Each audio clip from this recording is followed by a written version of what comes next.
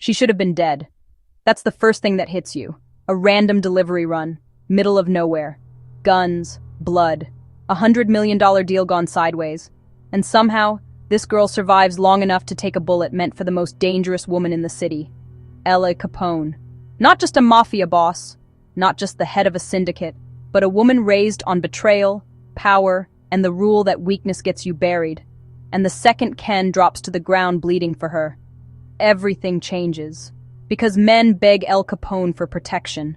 They kneel for it. They bleed for it. But Ken doesn't ask for anything. He just steps in front of her and takes the hit. That's when she sees him.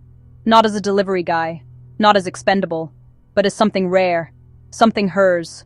From that moment, the story stops being about crime and starts being about possession.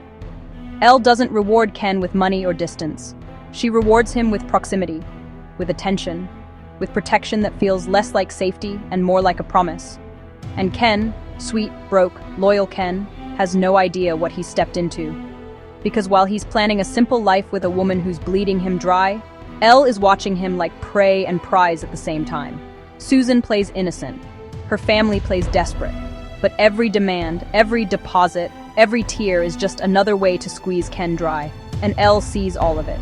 She doesn't rush in screaming. She waits. She watches. She lets Susan hang herself with greed. And when Elle finally walks into that wedding, it's not dramatic. It's surgical. Because Elle doesn't compete. She claims. She exposes the lies. She names the manipulation. She makes it painfully clear that Ken was never loved. He was harvested. And when she says, "From now on, Ken is mine," it's not romance. It's a warning. What makes this story dangerous isn't the guns or the kidnappings. It's the tension. Ken doesn't belong in her world. He's too soft, too honest. And Elle? She's used to men who break under her. But Ken doesn't break.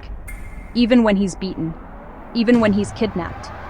Even when he's used as leverage against her. He chooses her. And that's what makes everyone else panic. Because when a man like Ken chooses a woman like Al Capone, she becomes unstoppable. The betrayal deepens, family turns inward, power shifts. And when Ken disappears, when the city thinks he's dead, Elle doesn't grieve, she hunts. What follows isn't revenge fueled by rage. It's revenge fueled by devotion, the kind that's quiet, precise, terrifying. By the time Ken wakes up with no memory, surrounded by lies, Ella could have forced him. She doesn't. She reminds him, touch by touch, moment by moment, not with violence, but with intimacy.